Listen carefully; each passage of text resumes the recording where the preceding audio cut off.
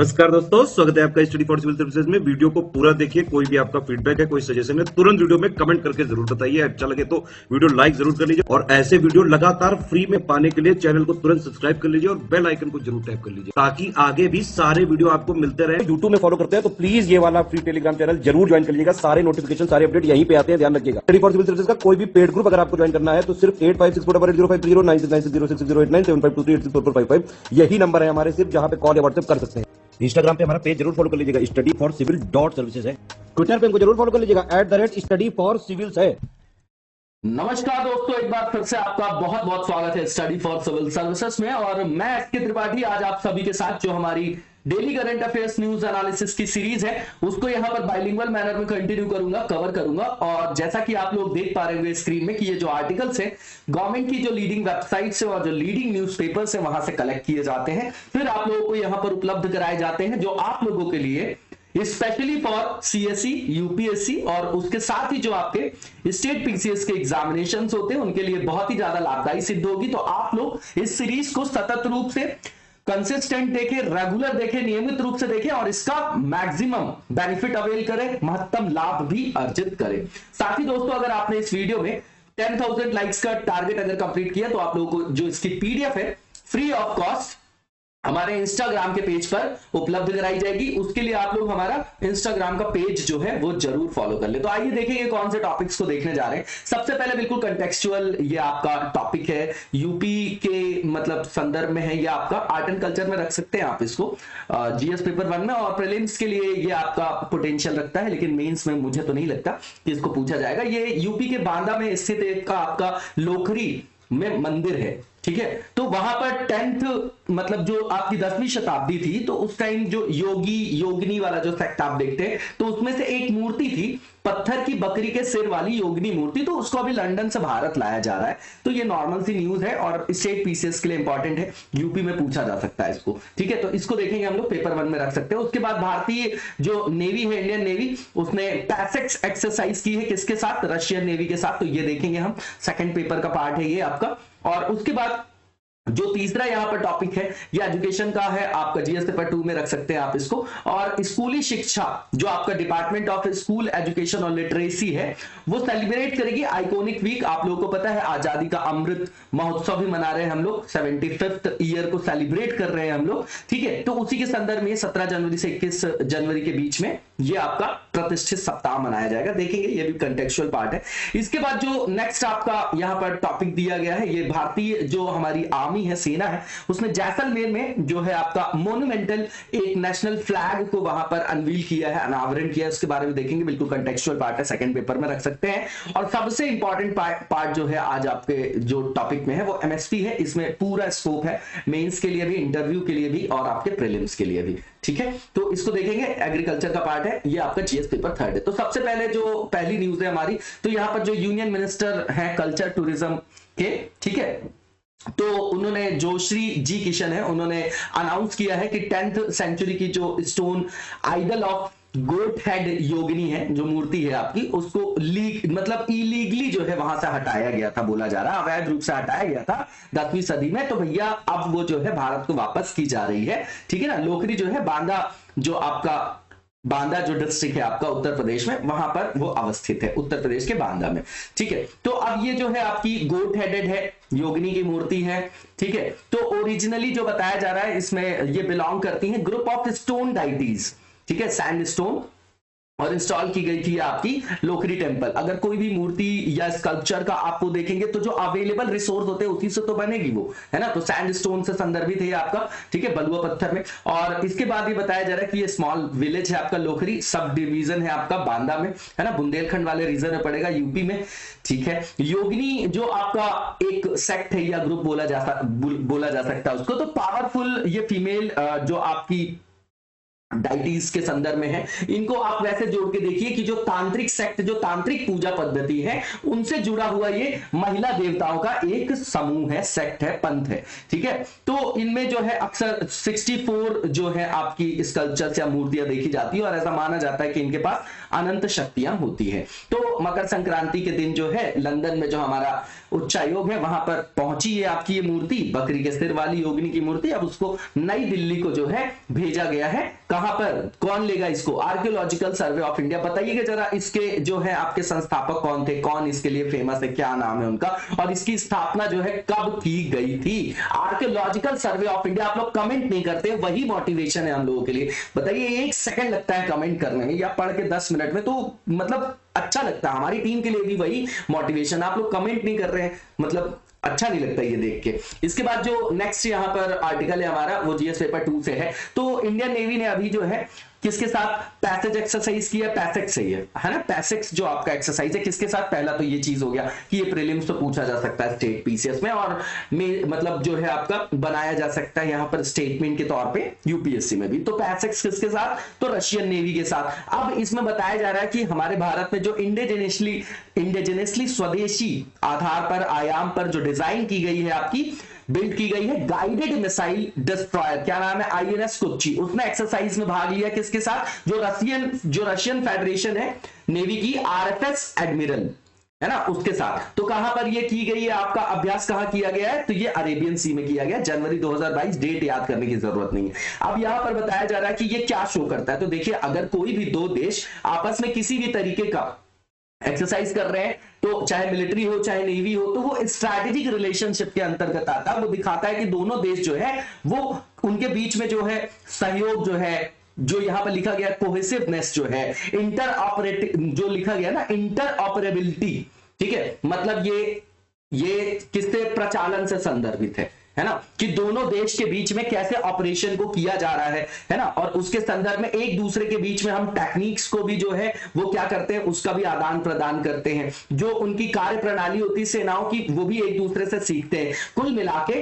दोनों देशों के बीच में जब संबंध अच्छे होते हैं तब इस तरीके की एक्सरसाइज होती है, ठीक है। आईआर का ये आपका बेसिक डोमेन है, ठीक है। अब इसमें जो है बताया जा रहा है कि सामरिक कार्यनीति, क्रॉस डेक हेलीकॉप्टर परिचालन और जो भी आपका सीमैनशिप एक्टिविटीज थी वो भी शामिल थी। ये इतना इंपॉर्टेंट नहीं। अब इसके बाद जो है नेक्स्ट जो यहाँ पर हमारा आर्टिकल है, ये बताया जा रहा है यहाँ पर जो हमारा डिपार्टमेंट ऑफ स्कूल एजुकेशन और जो लिटरेसी है वो सेलिब्रेट कर रहा है आइकॉनिक वीक, ठीक है, 17 जनवरी से 21 जनवरी के बीच में 2022 में। तो ये क्यों कर रहे हैं हम, आप लोगों को पता है कि बहुत सारे इनिशिएटिव्स लिए जा रहे हैं आजादी के अमृत महोत्सव से, ये भी आपका संदर्भित है, ठीक है। अब इसके दौरान क्या किया जाएगा? तो इसमें बहुत सारे इवेंट्स जो हैं वो वहां पर किए जाएंगे, आयोजित किए जाएंगे। इसमें 2 दिन का आपका इंटरनेशनल वेबिनार होगा जो टॉयज और गेम्स से संदर्भित होगा कि किस तरीके से हम मतलब इनके थ्रू भी जो है लर्न कर सकते हैं, प्ले मेक और लर्न, है ना। उसके बाद यहां पर बताया जा रहा है कि 27th नेशनल एनुअल कॉन्फ्रेंस भी होगा इसमें सहोदय स्कूल कॉम्प्लेक्स के संदर्भ में, और एक वेबिनार किया जाएगा इंक्लूसिव एजुकेशन से रिलेटेड।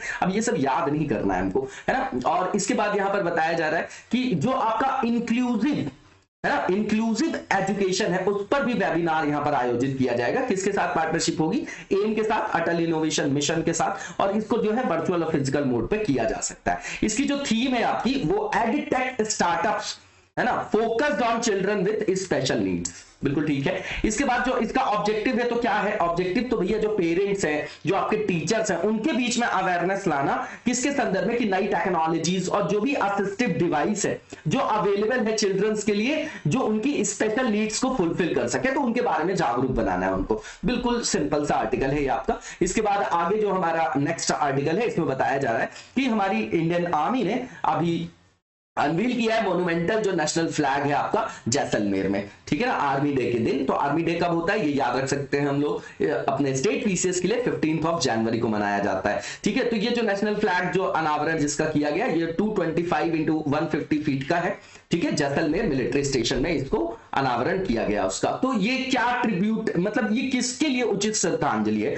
तो सीधी बात है कि ये हमारे हेरिटेज, हमारी विरासत को, हमारी राष्ट्रवाद की भावना को वहां पर प्रदर्शित करता है, ठीक है। और राष्ट्रवाद जब तक किसी राष्ट्र में नहीं आता है, वो भावना जब तक लोगों में नहीं आती है, तब तक कोई भी राष्ट्र का निर्माण ही नहीं होता। आप पूरे जो है हमारे राष्ट्रीय स्वतंत्रता संग्राम में देख लीजिए, या किसी भी विश्व में किसी भी देश के संदर्भ में देख लीजिए, है ना, नेशनलिज्म की बात करते हैं जो हम लोग, तो ये जो आपका फ्लैग बना हुआ है ये 100% आपका खादी मटेरियल से बना हुआ है। अब ये जो है आपका झंडा फहराना, फिर से वही बात आ गई, आजादी का अमृत महोत्सव, उसी से संदर्भित है ये आपका, ठीक है। और यहां पर बताया जा रहा है कि डिस्ट्रिक्ट प्रोटोकॉल के अंतर्गत जो बहुत सारे यहाँ पर वहां पर ऑफिसर्स वगैरह हो गए, गणमान्य व्यक्ति, तो उनके बीच में इसका जो है अनावरण किया गया है। और इसके बाद बोला जा रहा है कि काफी दूर से क्लियरली विजिबल है ये आपका, है ना, बहुत दूर से दिखाई दे जाता है, कई किलोमीटर से। तो ये आपका हमारे किस तरीके की चीजों को वहां पर प्रदर्शित कर रहा है, मैंने पहले ही बोला, राष्ट्रवाद की भावना, है ना, उसको ये आपका वहां पर क्या कर रहा है, प्रदर्शित कर रहा है, नेशनलिज्म को, ठीक है। और इसके बाद यहां पर बताया जा रहा है नेशनल एंथम और जो आपका सैन्य बैंड का भी प्रदर्शन हुआ, ये इतना इंपॉर्टेंट नहीं है। अब जो है नेक्स्ट जो हमारा आर्टिकल है सबसे इंपॉर्टेंट है, एमएसपी की बात करेंगे हम लोग। एमएस स्वामीनाथन कमेटी के बारे में भी आप लोगों ने सुना होगा। मैंने पहले ही बोला कि जब कोई टॉपिक हम देखते हैं, एग्रीकल्चर में पोटेंशियल इतना है इस टॉपिक में कि आप देखेंगे तो कहीं ना कहीं आपको 200 नंबर, 150 से 200 नंबर मिलते हैं। आप थर्ड पेपर में देखिए, डायरेक्टली इनडायरेक्टली दोनों की बात कर रहा हूं कि अब आप पेपर उठा के वहां पर काउंट करने लगे कि नहीं 80 नंबर का आता है सर, 100 नंबर का आता है ना। तो यहां पर थोड़ा समग्रता में समझिएगा कि कृषि, उससे रिलेटेड एक आपका ऐसे भी आता है, ठीक। और थर्ड पेपर में भी इंपॉर्टेंट है आपके लिए। क्यों इंपॉर्टेंट है, मैं बार बार कोट करता हूं कि हमारे यहां आज भी लगभग आधी पॉपुलेशन जो है इंडल्ज है प्राइमरी सेक्टर में। प्राइमरी में सब आ जाएगा, सिर्फ एग्रीकल्चर नहीं आएगा, फिशरीज भी आएगा, एनिमल हस्बेंड्री भी आएगा आपका, ठीक है ना, माइनिंग वगैरह भी प्राइमरी सेक्टर में। लेकिन अभी आप एग्रीकल्चर और उससे संदर्भित जो आपके क्षेत्र हैं, जिसको अलाइड सेक्टर बोलते हैं, उसको समझ के चलिए। अब इनका कंट्रीब्यूशन लगभग मैं डेटा की बात करूं 15-17% जीडीपी में, तो आपको डिस्पैरिटी तो दिखाई दे रही है यहां पर, ठीक है। तो इतने बड़े मास को अगर आप इनको उचित विकास की धारा में संपृक्त नहीं कर पाएंगे तो कैसे देश का आप समावेशी विकास करेंगे, है ना, सतत विकास करेंगे, कैसे कर पाएंगे, पहली चीज। दूसरी चीज, जब भी हम कोई टॉपिक देखते हैं तो उसमें हमको इश्यूज निकालना होता है। अब एग्रीकल्चर में मैं थोड़ा आपको बताता हूं कि किस तरीके से हम देख सकते हैं। मेजर इशू की बात करें अगर आप एग्रीकल्चर में, तो सबसे मेजर इशू में क्या आएगा, सबसे पहले आपका लो प्रोडक्टिविटी, मतलब निम्न जो है एग्रीकल्चर सेक्टर की बात कर रहा हूं, निम्न कृषि उत्पादकता। दूसरा सॉइल हेल्थ उसी के अंतर्गत आ जाएगा। तीसरा क्लाइमेट चेंज। चौथा बताइए जरा एग्रीकल्चरल जो आपके एनपीएस वगैरह है, लो इन्वेस्टमेंट है हमारे यहाँ आरएनडी में, ठीक है। और लोगों के बीच अवेयरनेस नहीं है कि भैया जिस तरीके की जमीन है उस तरीके से वहां पर हम फसल उगाएं। तो आप पंजाब वगैरह की हालत देखिए, वहां पर जो है गेहूं के लिए उपयुक्त जमीन है, लेकिन उगाते वहां पर चावल ज्यादा है। तो क्यों, क्योंकि वहां पर सुविधा है सिंचाई की, तो वहां पर लीचिंग की समस्या हो जाएगी, है ना, लीचिंग की समस्या हो जाएगी। हो रही है कि नहीं हो रही है, वहां पर ये सब समस्याएं हो रही है। इसके बाद आप देखिए और क्या प्रॉब्लम है, पॉलिसी इशू। उसके बाद मार्केटिंग, एग्रीकल्चर पूरे के पूरे जो आप वैल्यू चेन है ना, जिसको बोलते हैं आपका सप्लाई चेन जिसको आप बोलते हैं, तो वो पूरा का पूरा जो है इंफ्रास्ट्रक्चर से लेके, मतलब आप ऐसा समझिए फार्म से लेके और कहां तक, जो आपका मार्केट तक, इसके बीच में जो पूरी चेन है आपकी, है ना, कोल्ड स्टोरेज हो गया, है ना, सारी चीजों को आप कनेक्ट कर लीजिए, ठीक है। तो वो उस तरीके की संरचना की और या फिर उस तरीके की जो इंफ्रास्ट्रक्चर की वो कमी हमारे यहाँ। इनपुट चैलेंजेस हैं, है कि नहीं है, इनपुट में क्या क्या आएगा, सारी चीजें आ जाएंगी, उर्वरक है ना, तो कीटनाशक है, तो बीज है आपके, तो पानी है, तो बिजली है, सारी चीजें आ जाएंगी इनपुट में, ठीक है। फिर उसके बाद सेकंड जनरेशन प्रॉब्लम जो है आपकी वो ग्रीन रिवॉल्यूशन में है, ठीक। अब दूसरी चीज, अब कृषि के अंतर्गत सीड की प्रॉब्लम, तो लैक ऑफ मैकेनाइजेशन भी है। पराली वाली समस्या क्या इससे संदर्भित नहीं, उस तरीके की उन्नत मशीनें होती तो क्यों जलाने की आवश्यकता पड़ती वहां पर किसानों को, ठीक है। उसके बाद जो आपका पेस्ट और उससे रिलेटेड डिसीज है। फिर क्रेडिट क्रंच भी है लोगों के पास, है ना, किसके पास, फार्मर्स के पास। सबसे बड़ी समस्या एमएसपी भी वही निर्धारित करता है कि भैया कम से कम हमको श्योरिटी मिल रही है। एमएसपी का मतलब क्या, न्यूनतम समर्थन मूल्य। अब अगर कृषक को पता है कि लाभ का व्यवसाय अगर नहीं है कृषि, तो भैया उसको वहां पर क्या होगी, असुरक्षा की भावना होगी, तो वो क्यों करेगा वो व्यवसाय। खाना सबको दाल चावल है, लेकिन बनना हमको किसान नहीं है। ये बहुत बड़ा विरोधाभास है। हम कृषक बनना ही नहीं चाहते। आप अगर किसी को बता दीजिए हम किसान है, कोई देखेगा नहीं ढंग से, है ना। क्यों, क्योंकि हमारे यहाँ आज भी जो है 85% लगभग जो है 86%, लगभग 86% जो लोग हैं, जो कृषक है, वो मार्जिनल है या सीमांत कृषक बोला जाता है। सीमा के अंत में बैठे हुए, मतलब 2 हेक्टेयर से कम जमीन है उनके पास, ठीक, बाकी बचे हुए जो लोग हैं उनके पास बड़ी जमीन है, जमीन का रकबा बड़ा है, तो ये भी बहुत बड़ा कि छोटे छोटे जोत के आकार होते हैं खेत के, अगर तो वहां पर उत्पादकता कैसे बढ़ पाएगी, ये बहुत बड़ी मेजर प्रॉब्लम है हमारे यहाँ एग्रीकल्चर में। ठीक है, अब यहां पर अगर न्यूनतम समर्थन मूल्य की बात की जा रही है तो इसका मतलब क्या है बताइए आप, कि भैया उस किसान को यह पता चल गया कि अगर मैं किसी फसल की खेती कर रहा हूं तो अगर मान लीजिए कि कोई भी समस्या होती तो कम से कम इतने मूल्य में तो सरकार खरीद लेगी, तो हमारा इनपुट तो निकलेगा, तो श्योरिटी होना, तो ये श्योरिटी जो है कौन प्रोवाइड करेगा, गवर्नमेंट का काम है। क्यों, फिर वही बात डीपीएसपी वाली की कल्याणकारी राज्य की अवधारणा को मूर्त रूप प्रदान करना, वेलफेयर स्टेट, वहीं से कनेक्ट करेंगे आप इसको। अब सबसे पहले यहां पर लिखा गया कि एमएसपी जो है वो कौन जो है उसकी घोषणा करता है, ये प्रीलिम्स से काफी बार पूछा भी गया यूपीएससी में। अब सीएसीपी जो है वो आपका करता है, commission on agriculture cost and price, वो रिकमेंड करता है एमएसपी। ठीक, इसके बाद जो है इसको नोटिफाई किया जाता है, कौन नोटिफाई करता है इसको, तो कैबिनेट कमेटी जो है आपकी इकोनॉमिक अफेयर्स वाली वो करती है इसको, ये दोनों नोट डाउन कर लीजिएगा प्रीलिम्स के लिए इंपॉर्टेंट। अब इसके मानक क्या होते हैं इसको फिक्स करने के लिए, पैरामीटर्स खुद ही सोचिए, कॉस्ट ऑफ कल्टीवेशन और प्रोडक्शन पहला, दूसरा उत्पादकता क्रॉप की, और तीसरा मार्केट प्राइस, नॉर्मल सी चीज है। अब यहां पर गणना की विधि बताई गई, इसको रटना नहीं है, इसमें सबसे इंपॉर्टेंट ये है कि भैया जो एमएस स्वामीनाथन की जो कमेटी बनी थी उन्होंने एमएसपी के लिए जो आपका एक फॉर्मूला बताया था उसको C2 अप्रोच बोलते हैं। ठीक है, अभी देख लेंगे हम लोग, यहां घबराना नहीं, A2 प्लस FL ये सब कुछ भी नहीं है, आराम से देखना हमें इसको A2 अप्रोच क्या है, इसमें इंक्लूड किया जाता है इनपुट की कॉस्ट को। इनपुट मतलब क्या, जैसे बीज हो गया, मतलब आगत की बात कर रहे हैं, उर्वरक की बात कर रहे हैं, लेबर की बात कर रहे हैं, है ना, उस पर डिसाइड किया जाता है एमएसपी को। एक तो ये अप्रोच हो गई। अब दूसरा, अब एक बात बताइए कि कृषि में सबसे बड़ी समस्या स्वामीनाथन जी ने बताया कि भैया अगर घर के 4 लोग लगे हैं तो वहां पर फैमिली लेबर को तो काउंट ही नहीं किया जाता, जिस जमीन पे वो खेती कर रहे हैं उसके रेंट को तो उनको मिलता ही नहीं है रेंट, तो ये तो घाटा है ना उनको कहीं ना कहीं ओवरऑल, तो उसको उन्होंने बोला वहां पर एम्बेडेड किया जाना चाहिए, संपृक्त किया जाना चाहिए। ठीक, तो A2 आपको समझ में आया। उसके बाद A2 प्लस FL का मतलब फैमिली लेबर। ठीक, फैमिली लेबर की बात कर रहे हैं तो ये जो है इंप्लाई करेगा यहां पर A2 प्लस FL अप्रोच जो है उसमें फैमिली लेबर की कॉस्ट को भी वहां पर इंप्लाई किया जाएगा। इसके बाद स्वामीनाथन जो कमीशन बना आपका एमएस स्वामीनाथन कमीशन, तो उन्होंने रिकमेंड किया C2 अप्रोच को। इसमें इंक्लूड किया जाएगा क्या क्या, 2 चीजें याद रखिएगा, रेंट किस पर, लैंड पे। अब बताइए ये आपकी क्या हो गई, आपकी फिक्स कैपिटल हो गई, कोई बिजनेस करते हैं आप तो फिक्स कैपिटल हो गई वो आपकी, तो उस पर भी तो आपको रिटर्न चाहिए, तो भैया रेंट जो है लैंड पे वो तो मिल नहीं रहा उनको, उसको भी इंप्लाई करिए। दूसरा, इंटरेस्ट मिलना चाहिए उनको कैपिटल एसेट्स में, कैपिटल मतलब पूंजीगत, जैसे वो मशीनरी यूज कर रहे हैं और भी कोई चीज जो कैपिटल से संदर्भित है तो उस पर इंटरेस्ट मिलना चाहिए। और A2 प्लस FL की बात करते हैं, मतलब A2 तो जो ये हो ही गया कि इनपुट जो है और लेबर की बात कर रहे हैं, और उस पे जो है आपका फैमिली लेबर को भी आप वहां पर संपृक्त करिए। तो इसको बताया गया कि ये सबसे ज्यादा समग्र या व्यापक जो है आपकी अवधारणा है, कॉम्प्रिहेंसिव अप्रोच है, जिसको यूज किया जाना चाहिए कैलकुलेट करने के लिए एमएसपी को, लेकिन अभी तक ये लागू नहीं हो पाया है। अभी जो है सरकार जिस मैकेनिज्म का यूज कर रही है वो A2 प्लस FL अप्रोच है।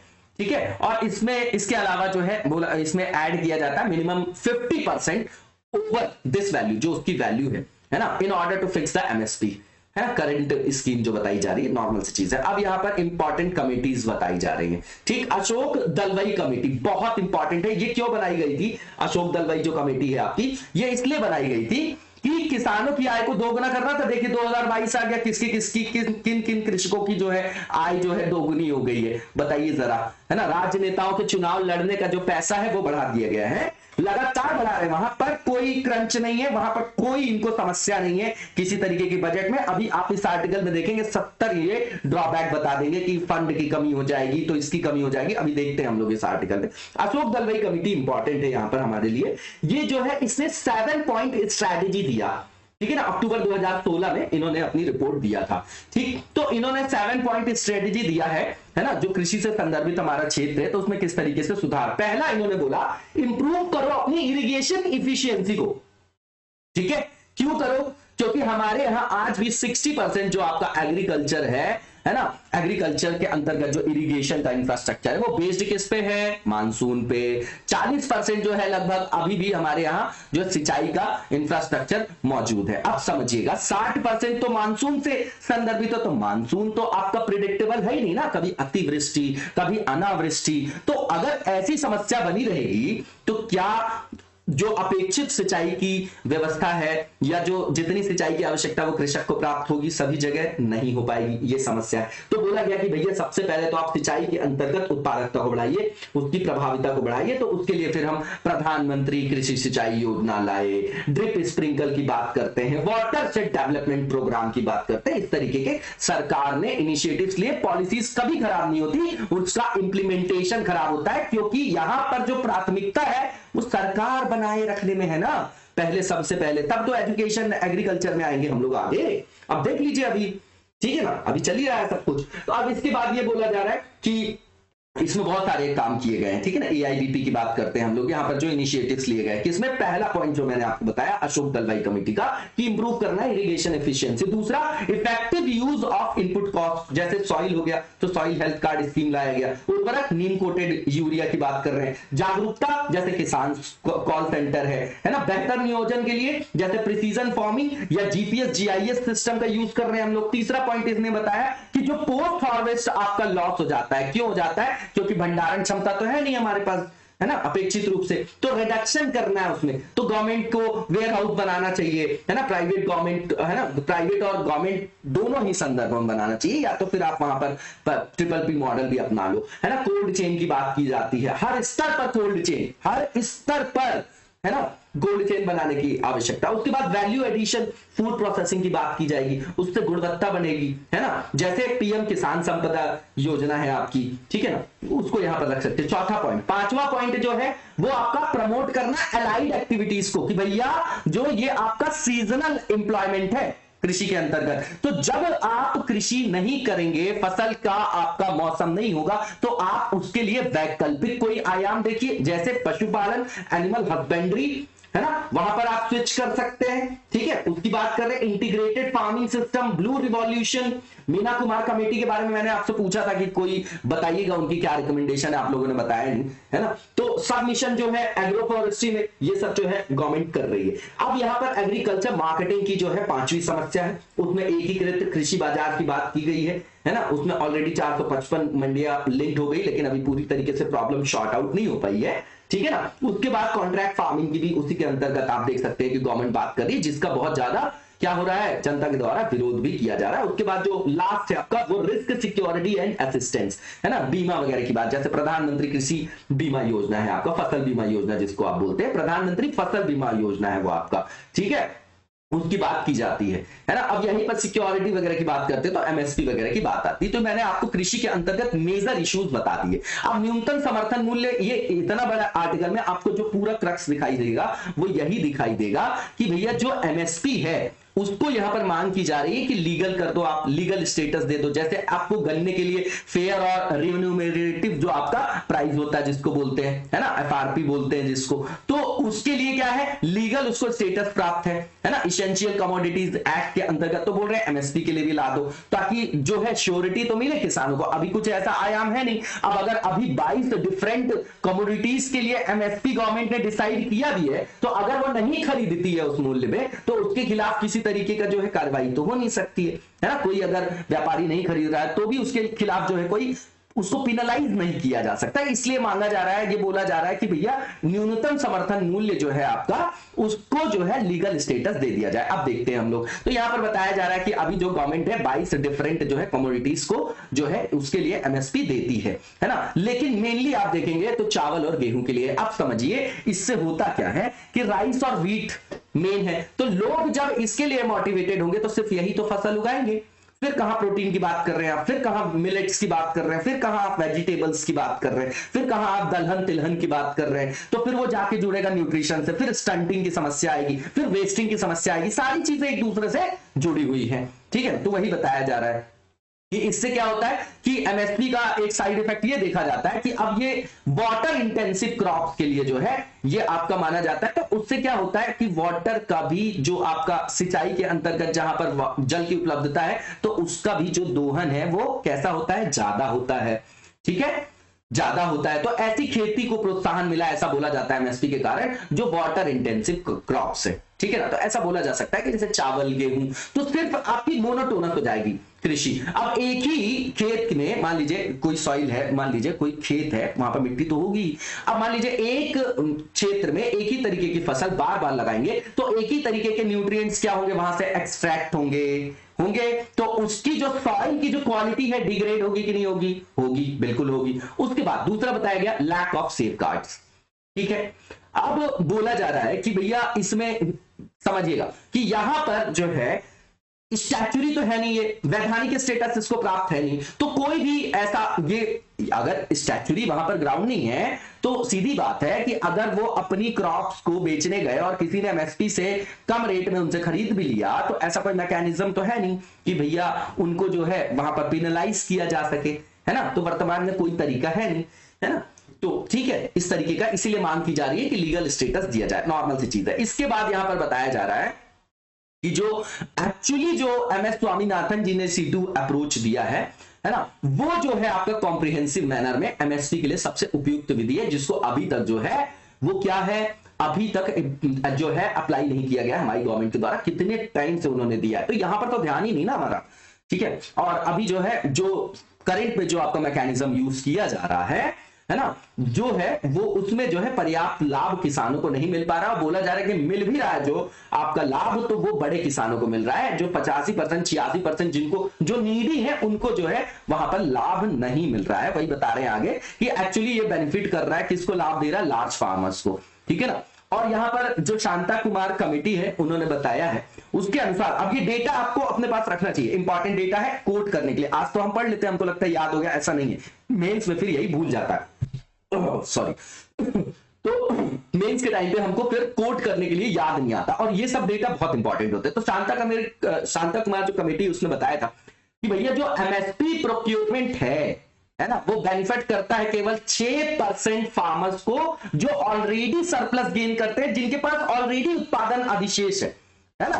ठीक है, तो उनको होता है इससे लाभ। ठीक है, और जो मार्जिनल और स्मॉल फार्मर्स है हमारे यहाँ, स्मॉलर और जो मार्जिनल फार्मर्स लिखा गया है यहाँ पर, छोटे और जो सीमांत कृषक हैं, 85% का लगभग डेटा है, तो उनको इससे जो है अपेक्षित लाभ नहीं मिल पाता है। ठीक है, अब इसके बाद जो नेक्स्ट चीज लिखा गया है कि अनड्यू डिले भी है इसमें, है ना, अनुचित विलंब वगैरह भी देखा जाता है कि सरकार जो है उचित समय पर जो है इसकी घोषणा नहीं करती, तो किसानों के बीच में जो है वो संशय बना रहता है, कंफ्यूज रहते हैं वो, और कई सारी तो समस्याएं आप देख ही रहे हैं, उत्पादकता लगातार कम होती जा रही है। पंजाब हरियाणा के क्षेत्र में देख लीजिए, है ना, लगातार मोनोटोनस कृषि करने के कारण, है ना, और जो मैनेजमेंट है वो आपका साइंटिफिक नहीं है, अगर आपके अंदर अवेयरनेस नहीं है तो वो जो है सॉइल का डिग्रेडेशन हो जाता है, और एक बार सॉइल कोई डिग्रेड हुई तो उसको वापस से जो है रिस्टोर होने में काफी समय लगता है। जैसे कोई आप इंदिरा कैनाल के अगल बगल की आप जमीन देख लीजिए, दलदली हो गई तो उसमें अब हजारों वर्ष लगते हैं उसको रिस्टोर होने में। ठीक है, तो जो इसके कारण होता है कि अनड्यू जब डिले होता है तो किसानों के बीच में संशय बना रहता है। ठीक है ना, कि भैया ऐसा तो नहीं है कि सरकार घोषणा करेगी कि नहीं करेगी, है ना, तो उनको जो है अपनी उपज जो है फिर वो बेचनी पड़ती है उससे कम मूल्य में, तो डीमोटिवेशन होता है, फिर किसानों की आत्महत्या से जुड़े कई संदर्भ आप लोग देखते होंगे, है ना। तो यहां पर ये समस्या। इसके बाद लीगलाइजेशन ऑफ एमएसपी की बात की जा रही है, यहां पर सीधी बात है, यहां पर बोला जा रहा है कि जैसे गन्ने के लिए एफआरपी की व्यवस्था की गई है ना, उचित और लाभकारी जो मूल्य बोला जाता है ना, वो आपका गन्ने के लिए जो दिया जाता है वो भी एमएसपी, लेकिन गन्ने के लिए तो एफआरपी बोला जाता है, फेयर एंड रिम्यूनरेटिव जो आपका प्राइस है ना, तो वो आपका जो शुगर केन के लिए डिक्लेयर किया जाता है उसको स्टेटस किसका प्राप्त है, वो लीगल स्टेटस है उसका, जो आपका डिक्लेयर किया गया था वो आपका order, sugarcane control order 1966 के अंतर्गत, और वो जो एक्ट है वो किस एक्ट के अंतर्गत उसको लीगल स्टेटस है, तो under the essential commodities act 1955। तो मान लीजिए कि कोई व्यक्ति जो है उससे कम मूल्य में अगर खरीदता है कोई शुगर का मतलब मिल का मालिक वगैरह, तो उसको जो है पिनलाइज किया जा सकता है, उसके खिलाफ कार्यवाही की जा सकती है। तो वैसा ही माना जा रहा है कि भैया एमएसपी के लिए भी जो है इस तरीके की वैधानिक दर्जे को दिया जाए।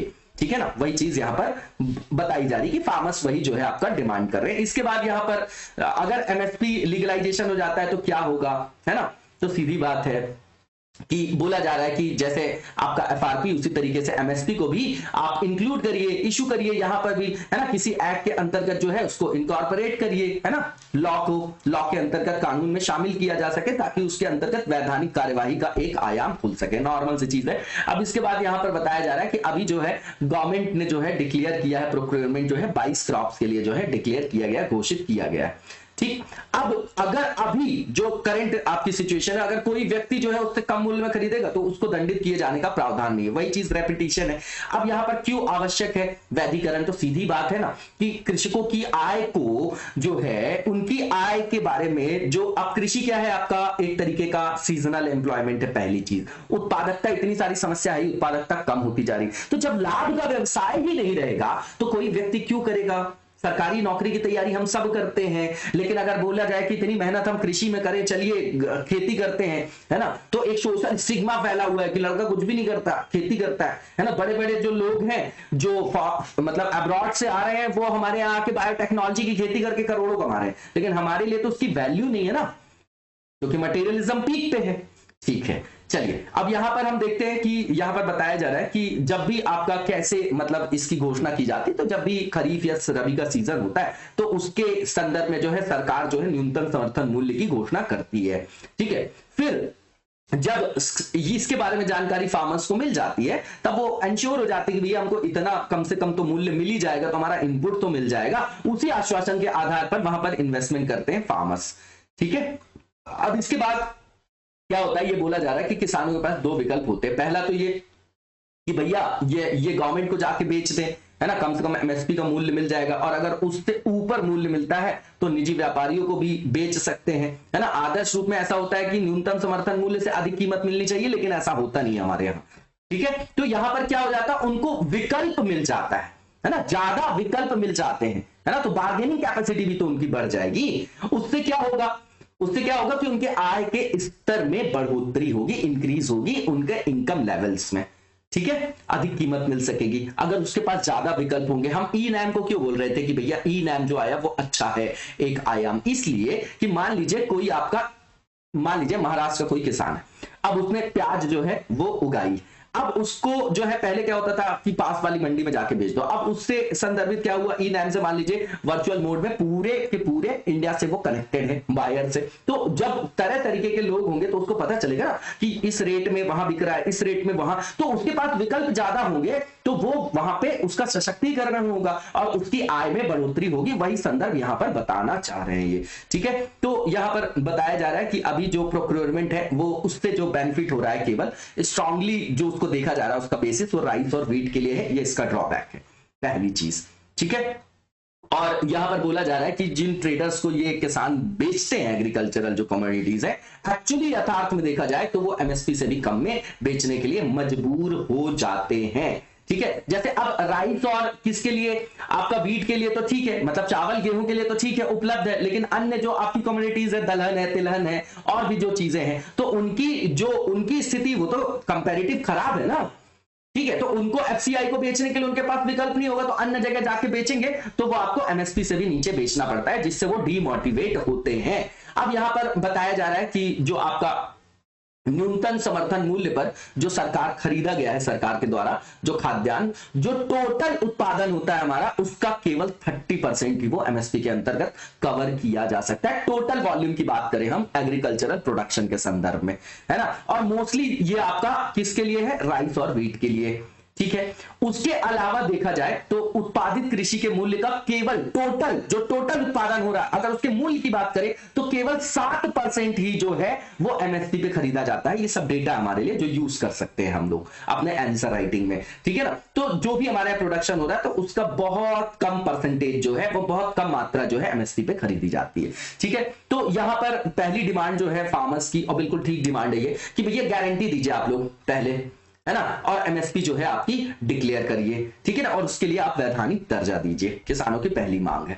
दूसरी चीज, मतलब पहली और दूसरी दोनों बता दी मैंने, कि पहली ये की गारंटी दीजिए, दूसरा इसको लीगलाइज करिए। ठीक है ना, ताकि जो भी एक्सप्लॉइटेशन हो रहा है मिडिल मैन और ट्रेडर्स के द्वारा, तो उससे जो है उनके शोषण से किसानों को मुक्ति मिले और उनकी आय में बढ़ोतरी हो सके, तभी तो आप समावेशी विकास को सुनिश्चित कर पाओगे। कहां समावेशी विकास?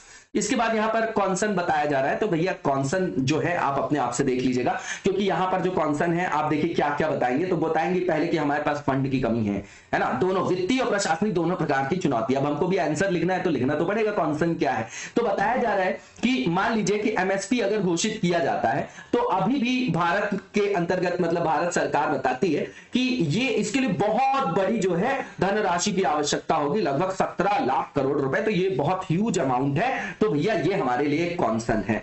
ठीक है, उसके बाद बोल रहे हैं कि जो हमारे यहाँ खाद्यान्न प्रबंधन नीति है वो अनसस्टेनेबल हो जाएगी। क्यों? क्योंकि हमारा जो फूड सब्सिडी बिल है वैसे ही बढ़ जाएगा। तो जैसे ही चुनाव आता है सबके बिल आप माफ कर देते हैं, है ना, सबके बिल आप माफ कर देते। तो ये जो पॉपुलिस्ट अप्रोच आप ही लोगों ने तो अपना के, राजनेताओं ने लोगों की ऐसी सोच बना दी है, हर जगह देख लीजिए आप पॉपुलिस्ट अप्रोच में, है ना।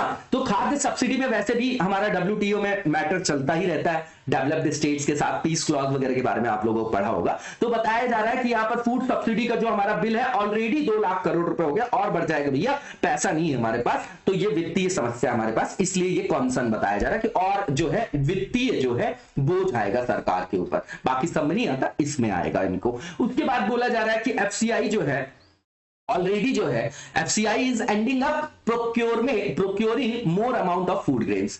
ठीक, ओपन मार्केट बताया जा रहा है कि पहले से ही जो है ओपन मार्केट से बहुत सारे अमाउंट में जो है वो आपका प्रोक्योर कर रहा है। बफर स्टॉक जो है ड्रास्टिकली जो है इंक्रीज हुआ है। तो इंक्रीज हुआ तो अब हमारे पास इंफ्रास्ट्रक्चर तो है नहीं, तो वहां पर जो वेस्टेज है वो बहुत ज्यादा हो रहा है।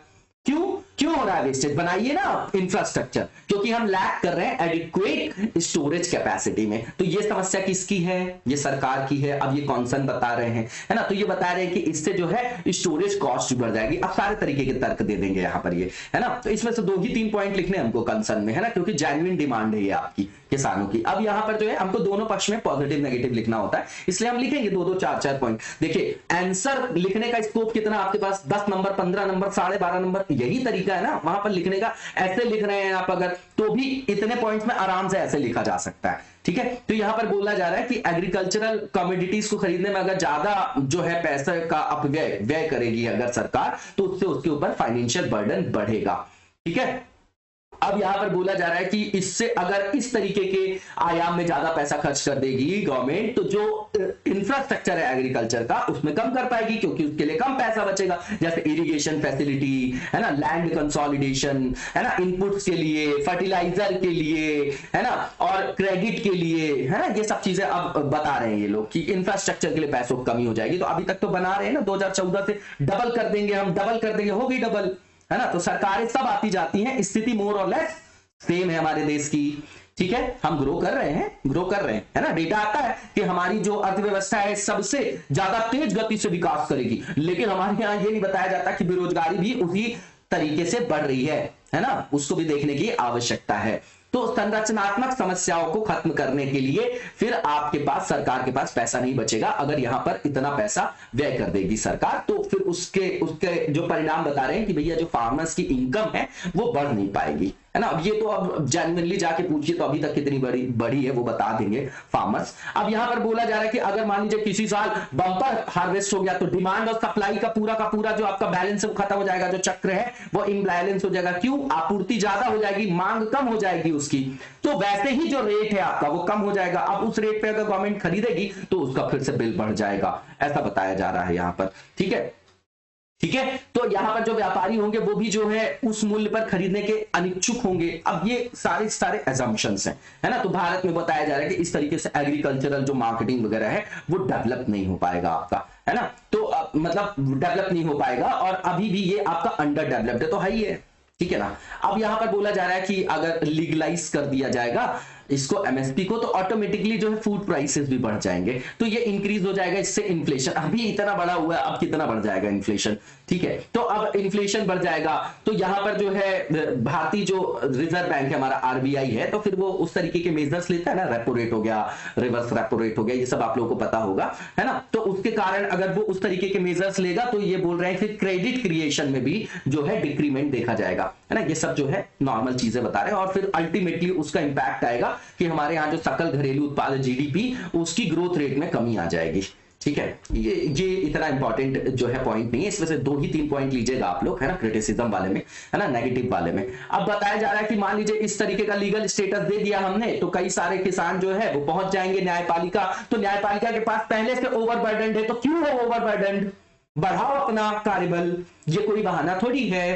हॉस्पिटल में भी आप चले गए और हॉस्पिटल में आपने बताया कि भैया डॉक्टर्स का जो है रेशो बहुत कम है हमारे यहाँ, तो ओवरबर्डन है, तो इसका मतलब क्या, इसका मतलब इसमें कहां पर समस्या आ रही है, गवर्नमेंट की समस्या है, उसकी प्रॉब्लम उसको सॉल्व करना चाहिए, है ना, टैक्स दे रही है जनता, ठीक है, तो वो डिमांड कर सकती है, तो सरकार का ही काम है, ठीक है। अब यहां पर ये जो रीजन बताया जा रहा है कि जुडिशरी पहले से ही ओवरबर्डन है, इस तरीके के और केसेस जाएंगे तो उसके ऊपर और बर्डन बढ़ जाएगा, ठीक है। इसके बाद बताया जा रहा है कि जब हायर प्राइसेस होंगे, है ना, एमएसपी के अंतर्गत, तो ये रिडक्शन देखा जाएगा उससे, एक्सपोर्ट से अगर रिडक्शन देखा जाएगा तो फार्मर्स की जो इनकम है वो भी डिक्रीज हो जाएगी। कितने फार्मर्स यहाँ पे एक्सपोर्ट करते हैं, बड़े ही तो करते हैं, सीमांत जो आपके सीमांत या छोटे कृषक है वो थोड़ी करते हैं यहाँ पर। इसके बाद यहाँ पर बताया जा रहा है कि एग्रीमेंट जो है आपका एग्रीकल्चर के अंतर्गत, उसमें लिमिट तय है सब्सिडी की, आप लोगों को पता होगा, है ना, वो डिबेट है हमारे यहाँ। यूएस हमसे भी ज्यादा देता है, अगर वहां पर कैपिटल के हिसाब से देखे, है ना, फार्मर्स, इंडिविजुअल फार्मर्स के हिसाब से देखे, लेकिन हमारे यहाँ भी जो है और वो जो है काउंट करने का सब्सिडी का मुद्दा अलग है, किसी और दिन देखेंगे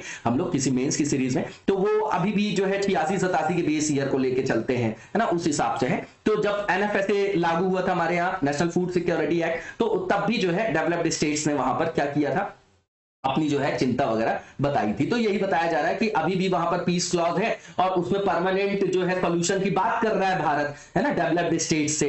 तो अब जब इस तरीके का हम मतलब और बढ़ाते जाएंगे अगर सीमा को सब्सिडी की, तो जो परमानेंट सॉल्यूशन है वो भारत सरकार को नहीं मिलेगा, मुश्किल हो जाएगा वहां पर प्रॉब्लम को ढूंढना। ये भी एक यहाँ पर कारण बताया जा रहा है, ठीक है ना, नॉर्मल सी चीजें हैं। तो बताया जा रहा है कई सारी प्रशासनिक और वित्तीय समस्याएं आ सकती हैं, है ना, समस्याओं पर फोकस कम करना है हमको, 2-4 चीजें ही देखना है यहाँ पर, ठीक है ना, गवर्नमेंट की तरफ से ये जो 6-7 पॉइंट यहां पर लिखे गए थे। इसके बाद आगे का रास्ता ये बताया जा रहा है कि स्टेट गवर्नमेंट को जो है खुद सेटअप करना चाहिए परमानेंट प्रोक्योरमेंट सेंटर्स को सभी मंडी में, और नोटिफाई करना चाहिए एडवांस में, ताकि फार्मर्स जो है वो वहां पर क्या हो सके अपने आप को, पहले तो चीज ये कि उनके अंदर अवेयरनेस आए कि कहां रजिस्टर वगैरह करना है, तो अपने आप को रजिस्टर कर सके, कब, हार्वेस्टिंग से पहले, है ना, और पेमेंट जो उनको होनी चाहिए वो आपकी डायरेक्टली उनके अकाउंट्स में होना चाहिए, ताकि बिचौलिए वगैरह उनका शोषण ना कर पाए। इसके बाद यहां पर बताया जा रहा है कि जैसे नॉन प्राइस फैक्टर्स हैं, टेक्नोलॉजी है, मार्केट रिफॉर्म, इंफ्रास्ट्रक्चर है, इंस्टीट्यूशंस हैं, ये भी इंपॉर्टेंट है आपके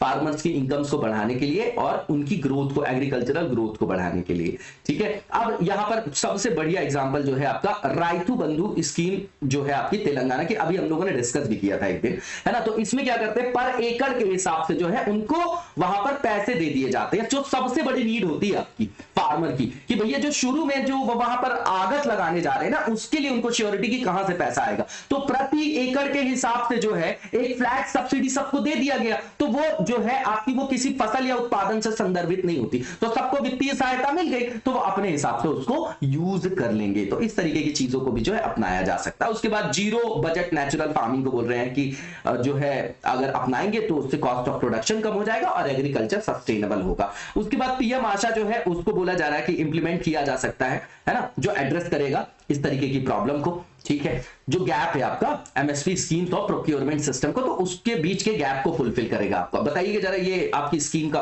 के अंतर्गत क्या है, पीएम आशा के अंतर्गत। उसके बाद बताया गया है कि इसके अंतर्गत जो है अभी पूरा का पूरा जो एमएसपी रेजिम है उसमें ओवरहॉलिंग की आवश्यकता है ना, right crops based on water budgeting, है ना, उस संदर्भ की बात कर रहे हैं ना, वाटर इंटेंसिव वाला जो हम लोग वहां पर पॉइंट देख रहे थे उसी से संदर्भित है आपका। इसके बाद बताया जा रहा है कि यहाँ पर जो सही जो अप्रोच होगी एमएसपी के लिए वो C2 अप्रोच होगी, वो अपनाना चाहिए, सबसे ऊपर आना चाहिए था पॉइंट, ठीक है ना। अब यहाँ पर पॉइंट की प्रायोरिटी हमको सेट करना है आंसर में, ठीक है ना, 10 12 नंबर 15 नंबर का आंसर लिखना है, आपके पास अगर 4 पॉइंट भी है ना, काफी है 4-5 पॉइंट, उससे ज्यादा का स्कोप नहीं होता हमारे पास, क्योंकि वहां पर टाइम की बाउंडेशन होती है, हमारे पास लिमिटेड टाइम का स्कोप होता है। तो यहां पर बताया जा रहा है कि ऐसी प्रणाली का जो है सहारा लेना चाहिए जो प्रकृति में समावेशी हो, है ना, और उससे फिर जो है आपका बेनिफिट सबको मिल सके, वो किसी पर्टिकुलर ग्रुप तक जो है सीमित नहीं होना चाहिए, है ना। जैसे अभी सिर्फ बड़े किसानों को जो है उसका फायदा मिल रहा है, ठीक है, तो मेनली जो है जो नीडी लोग हैं उसको इसका फायदा मिलना चाहिए। इसके बाद आगे की ओर चलेंगे हम लोग। नेक्स्ट जो फेज है हमारा वो रिलेटेड है आपका किससे रिलेटेड है, एमसीक्यू से। सबसे पहला जो आपका एमसीक्यू है उसमें बताना है कि जो स्टेटमेंट दिए गए एमएसपी से रिलेटेड उसमें इनकरेक्ट कौन सा है। पहला ये कि इसमें जो एमएसपी रिकमेंड करता है सीएसीपी, बिल्कुल ठीक है। फिर इसको नोटिफाई कौन करता है, तो कैबिनेट कमेटी जो है आपकी इकोनॉमिक अफेयर्स वाली वो करती है। उसके बाद अभी तक जो डिक्लेयर्ड आपका एमएसपी है कितनी कमोडिटीज के लिए एग्रीकल्चर में, तो 22 है आपका, ठीक है। तो इसमें तीनों के तीनों स्टेटमेंट सही है। पूछ रहे हैं कि गलत कौन सा है, तो भैया कोई गलत नहीं है, नन ऑफ द अबव हो जाएगा। इसके बाद जो नेक्स्ट क्वेश्चन है हमारा, इसमें पूछा जा रहा है कि जो नीचे दिए गए विकल्प है, मतलब जो स्टेटमेंट है उसमें गलत कौन सा। तो पहला ये कि ओकेजन जो है हमारा, जो आपका आर्मी डे है, उस दिन जो है आपका इंडियन आर्मी ने अनवील किया है मॉन्यूमेंटल नेशनल फ्लैग, कहां पर, जैसलमेर मिलिट्री स्टेशन, अभी देखा हमने, बिल्कुल ठीक है पहला। दूसरा ये कि आर्मी डे सेलिब्रेट किया जाता है एवरी ईयर 15 जनवरी, ये भी ठीक है। तीसरा ये कि ये जो फ्लैग बनाया गया है वो 100% आपका खादी मटेरियल से बनाया गया है। तीनों स्टेटमेंट सही, इसमें भी कोई गलत नहीं है ना। तो इसका आंसर आपका नन ऑफ द अबव हो जाएगा, क्योंकि गलत पूछा गया था। इसी के साथ आज के वीडियो को यहीं पर विराम देंगे, नेक्स्ट वीडियो में कंटिन्यू करेंगे। तब तक लगातार जबरदस्त तरीके से पढ़ते रहिए। Thank you so much, best of luck.